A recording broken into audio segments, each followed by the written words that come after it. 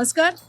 आजचाही video मी म्हटलं अहिल्याईंची माहिती द्यायची तर त्र्यंबकेश्वर सारखं आणखीन दुसरं स्थळ असू शकत नाही.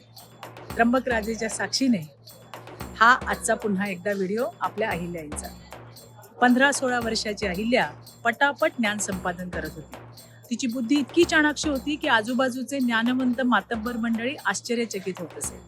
बघा, त्या काळी होळकरांची खाजगी संपत्ती ही जवळपास 17 कोटींची होती. विचार करा, सरकारी संपत्ती किती असेल. पण अहिल्या मोठ्या शिताफीने सारा व्यवहार पाहत असे.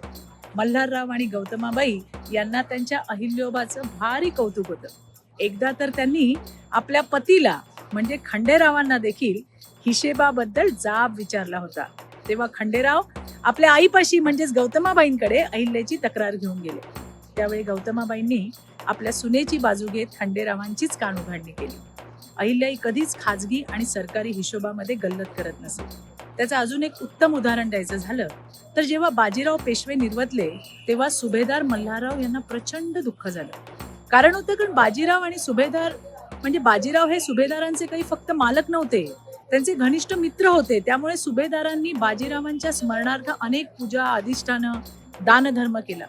हे सर्व झाल्यावर जेव्हा अहिल्याई दफ्तरी आल्या तेव्हा त्यांनी गंगोबा तात्यांना हिशोबाच्या चोपड्या दाखवायला सांगितलं आणि अहिल्याई खूपच भडकल्या.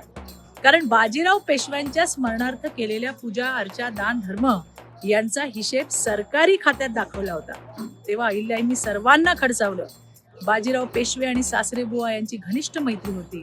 हे नातं होतं ते वैयक्तिक होतं. त्यामुळे खर्च हा खाजगीतच लिहिला गेला पाहिजे. अहिल्याईचा चोख व्यवहार आणि पारदर्शकता बघून सगळेच चकित झाले होते. इतक्या कमी वयामध्ये अहिल्याईचे विचार स्पष्ट आणि प्रामाणिक होते. त्या कायम श्री शंकराच्या, श्री शंभूच्या साक्षीने सर्व व्यवहार करत.